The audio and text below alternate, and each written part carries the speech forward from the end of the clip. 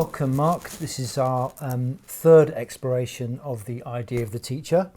I was just having a think about some of the things that we looked at last week on the Greeks. And just before I ask you just to recap and establish what we were talking about with the Greeks, I just picked out something from last week's programme where you said that sometimes we can't really nail everything down that we want to say or what you want to say. It's about engaging with the tradition. And now that I've found out that members of the non-teaching staff are starting to watch the films, which was great to be greeted with this morning, just wondered if you could have just a reflection on what we're trying to do with these films and why engaging with the tradition is important. Yeah, well, actually, I don't quite know exactly what we're trying to do with the films, and that's part of the point. I'm trying to avoid a prescriptive, outcome-based approach, because I think engaging with the tradition, almost by definition, cannot force us down any particular channel. And I suppose I'm trying to resist the temptation, which is probably Aristotelian in origin, but much more scientised in the current world of evidence-based medicine or evidence-based education, to kind of pin up everything about us on something that explains, we think, how things are or where they come from. And it's obviously partly a Greek approach, as I've stated, but if you put the whole thing together as a tradition, you can see there are many rivulets that go in different directions, or streams that go somewhere else, or dry up. And I think by trying to then avoid going down one and saying that's me, I think we've got a better chance of saying or establishing what this idea of the teacher can mean in a more powerful sense. But I appreciate the question, and I know that question is going to keep coming back. It's almost like people want to say, why can't you just tell us? And that's where one of the problems with modern teaching, in terms of what the teacher is. And I think today's session on the Romans will partly exemplify that, particularly with the case of Cicero.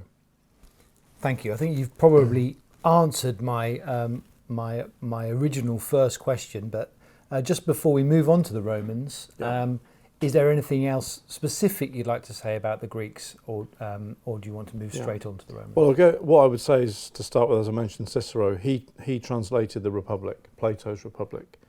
He gave us the name Republic for that book. And it's clearly vital to what came afterwards in terms of Republic, meaning what kind of state is the best state for man to live in, and how should it be ordered. And I think the fact that Cicero is the translator of that kind of shows us what was at stake. And in a way that when we look at the Greeks, we see that they are the teachers of all of us since then. It doesn't mean that there's no Hebrew aspect, which we covered in the week before. But definitely what's at stake is it Greek methods and approaches to nature that we're teaching? However, if it is, do you lose the man? And I think that's what I'm going to try and show in today's session. And there's one thing that's I kind of didn't mention last week, though, from Aristotle, which I found out, well, I read up afterwards, because I'd stressed in the first week Aristotle's quote, "All men desire to know." But what I found was, if you can go further with that, and in his posterior analytics, he comes up with this brilliant summary of what it is he's doing as a teacher, and I think it's worth putting this out there as a kind of starting point, because it does include demonstration, kind of definition, and kind of some kind of deduction.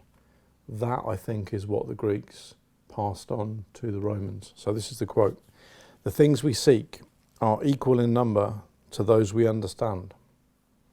We seek four things: the fact, the reason why it is, what it is." End quote. And I think that's beautiful. I mean, the structure, the precision, it's all Aristotle. It says that you've got something to work on, so go and do it. And when you get to Cicero, there's a lot of that in there, a lot more than people think with Cicero, which I obviously hope I can exemplify. Something that's really useful, something I probably want to park for now, and we come back a bit later, but also revisiting the film from last week. You started to look at the difference between Socrates and, I think it was Protagoras, of course. And you were teasing out a tension within teaching between I think, but I might have got this wrong, a philosophic tradition and a didactic tradition. Yes. And I just want to park that there because I thought that was an interesting point at the early parts of the programme last week, because I think that's a point of connection perhaps that we could explore. I think it will exactly come out today if I capture the relevant sections right, because it's Cicero who's philosophic but more precise than we think, and Quintillian who follows him, who puts together what Cicero wrote, and was a Ciceronian, but I think insofar as he was a modern day teacher, fails. So yes, I definitely think this philosophic versus didactic tension is there, but it's almost like father, like son tradition. The son will be there to challenge the father, or presumably the daughter the mother. Great, thank you. Okay, let's move on. So with the Romans, what do you think they did educationally? Yeah, great question. Well, Rome was a universal empire, and when we go on to next week, we'll probably start with Augustine, who brings all this together as a Christian brought up under the Roman Empire. What I think Rome offered is universalism. So to the extent that Rome was the universal power in the regions it covered, Rome into Europe, going into Turkey, into the Middle East, it creates a universal standard of citizenship for those that are inside it, and educational standards, and it begins to codify the way teaching will become. But Cicero, of course, was not from the Roman Empire. He's from the Republic. And what Cicero kind of represented, which the empire killed, was a different kind of ideal. And if I just give you a quote before you push me in the direction you want me to, this is, people who read Cicero educationally traditionally start with the Pro Arcia. Arcia was a poet who had taught Cicero, and he was accused of not being a Roman citizen. And the Pro Arcia is interesting because Cicero defends his teacher in a court case to say that even if he wasn't born Roman, he was Roman. And but it's more important because of what it says about education. And there's a great quote.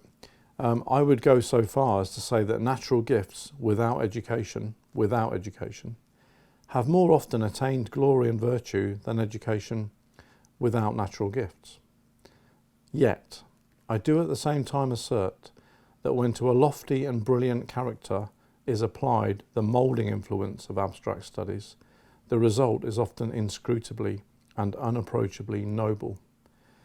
So he's saying there is something that education gives you, but again, what you asked at the start, what is it about Rome? It's character. A bit like the session on the Hebrews, you find this moral aspect pushing through. Although that's not all there is to it, there's definitely a sense of building of character as an educational project, probably for the first time in a secular sense. Cicero, I think, exhorts. He wants people to be like the ideal. And Quintillian, who follows him, born before Cicero dies, but goes into 100 AD. Cicero is murdered, of course.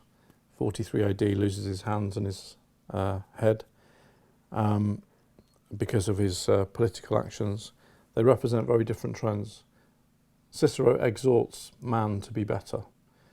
Quintillian corrects and is much more like the modern school teacher.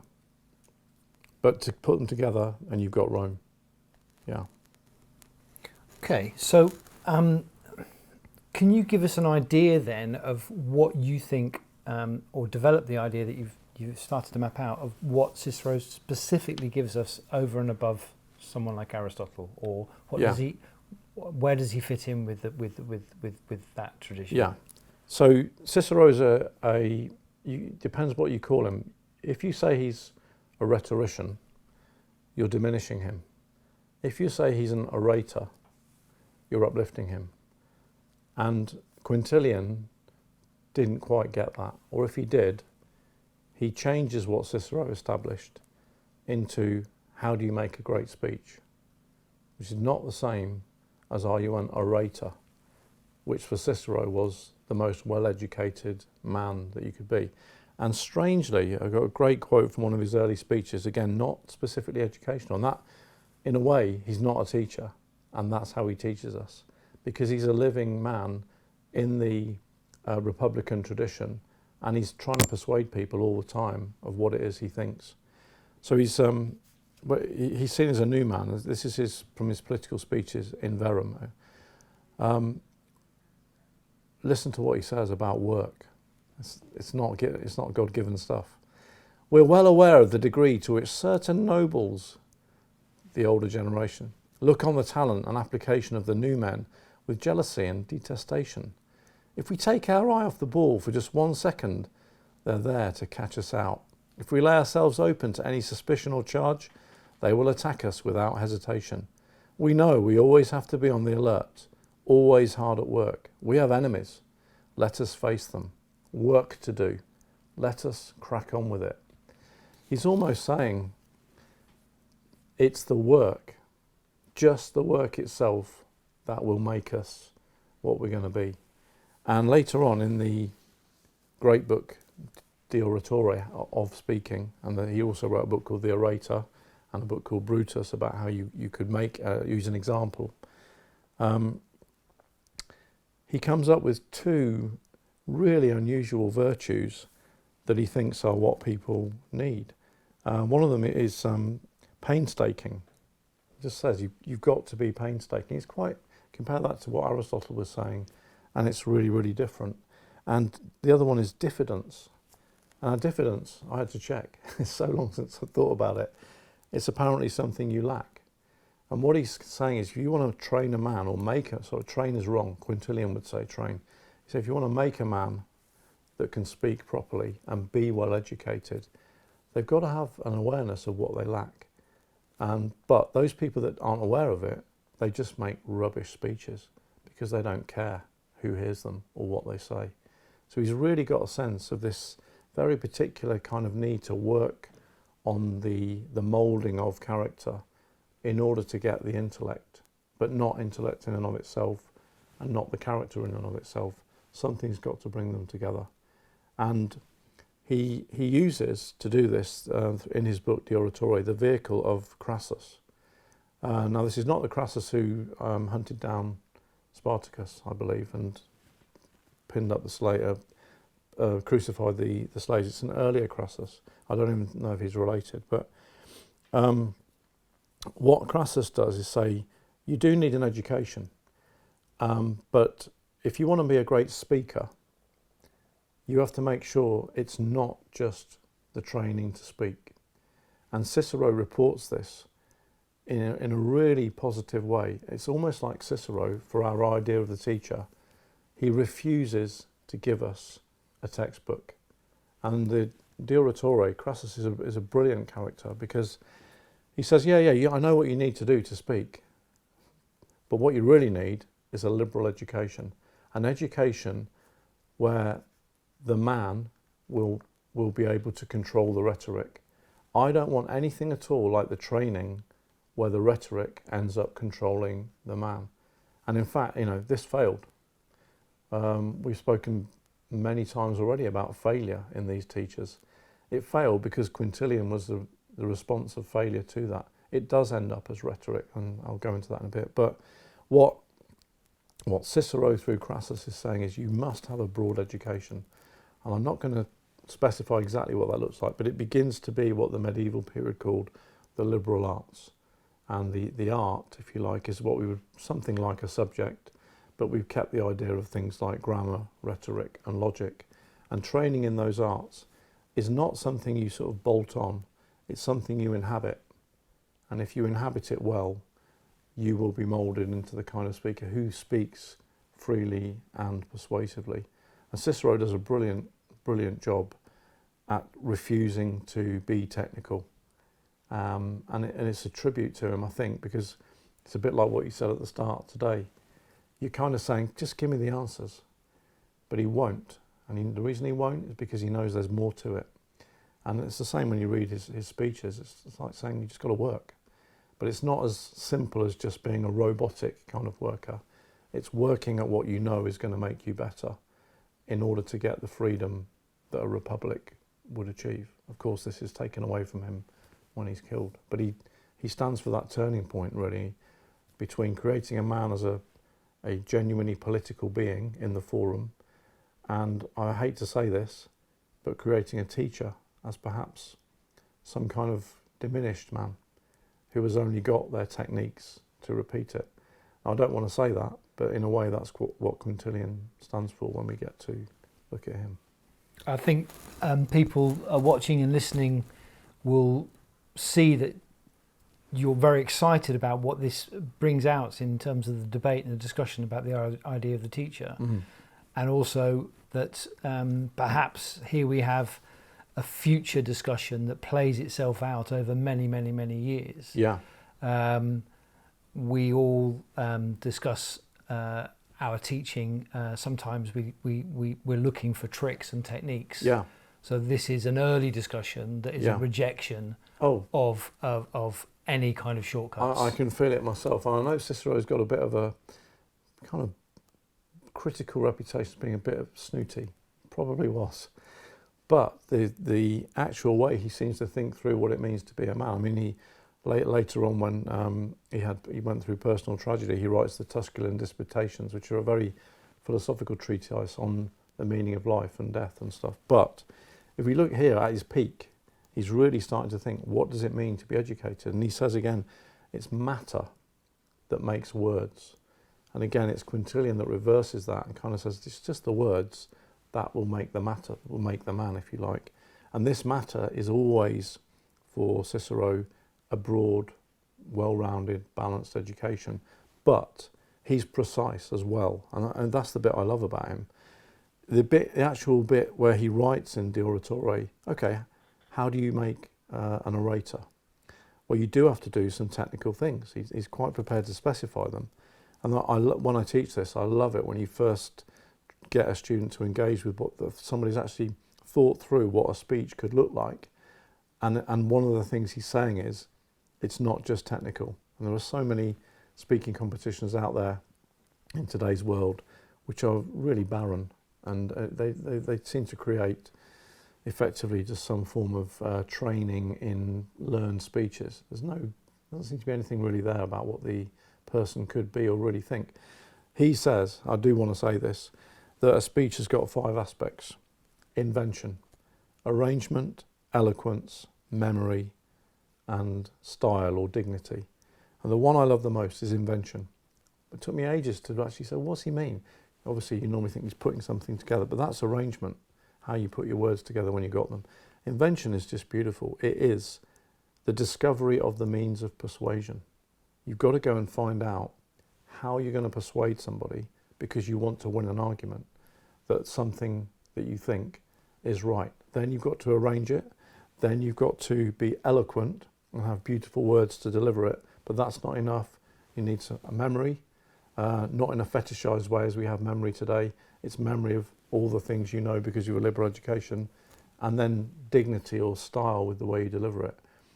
Put it together and not be mechanistic about it, and you have got a great beginnings of how you can make someone into a well-educated person. And we say that in this school, we want people to stand on their own 2 feet intellectually. I think Cicero takes us there, or at least part of the way. Really fascinating. I mean, just a little bit of context on Cicero. Am I right in assuming that he took a while to get to the top? He became a consul or something in the end, but he was an outsider and they didn't trust him. Very much.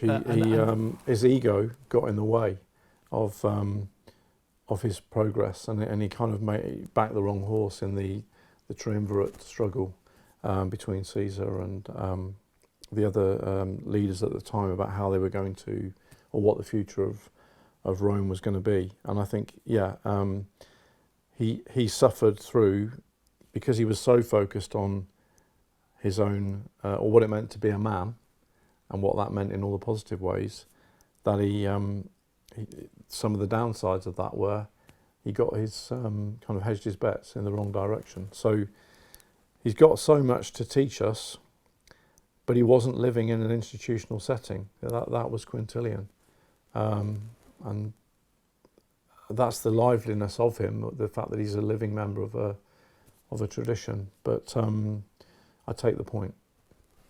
Well, that leads me very much onto Quintillian. Could you now sort of map out for us how he took Cicero's ideas and, I think what you've already suggested, reduced them to a schema? Yes. So even though this book's great, this is Quintillian's Institutes, and he was a Ciceronian, he wanted to be like Cicero, but it was when the Republic had declined, Rome had become an empire, and this is just one quote among many. I mean, and what is different about him is unlike Cicero, Quintillian says you have to be an orator, you must be good. It's like saying, it's kind of doesn't ring true really, but it's an interesting thing to think about. And Cicero didn't seem to be as dogmatic as that. And I just think put that there as something. Quintillian's kind of is so programmatic that he almost can't let the education determine the man. He feels he has to have it all under control. This is a quote early on in his book. It's said by some that an orator must be skilled in all arts if he's to speak upon all subjects, which would be Crassus, as reported by Cicero. I might reply to this in the words of Cicero, in whom I find this passage. In my opinion, no man can become a thoroughly accomplished orator unless he shall have attained a knowledge of every subject of importance and of all the liberal arts. But for my argument, it's sufficient that an orator be acquainted with the subject on which he has to speak. You can almost feel the flattened ambition. He has not a knowledge of all causes, and yet he ought to be able to speak upon all. On what causes then will he speak? And again, Cicero said the orator should be aspiring to speak on everything.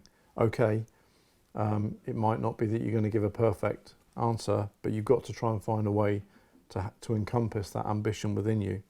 And Quintillian just says, speak on what you've learned. And it's the same with all the arts and sciences. On which he shall have to speak, he will study for the occasion, and on those which he has studied, he will speak. And again, you could think, well, that's good. It's a handbook. It's exactly what people wanted Cicero to do. And there's some great things in there. It's almost like the first modern school book manual by a teacher. But it represents a decline, a correction of Cicero's ambition, if you like. He does say certain things we'd like to hear. You need to read a lot of books. Study grammar. That to me is essential. Learn words by heart. Again, it's all positive, but because he represents the stage when Rome had lost its vitality, and it's then going to be institutionalized in some way in a form of school teaching, you can feel that it's lost its kind of self-belief. And what it is it's a defense of Rome. It's an intellectual defense of Rome, but it's not an intellectual defense of education per se. And I think Cicero stood for that much more than Quintillian did. Fantastic. I think we'll leave it there. Thank you. Thank you very much, Mark Taylor.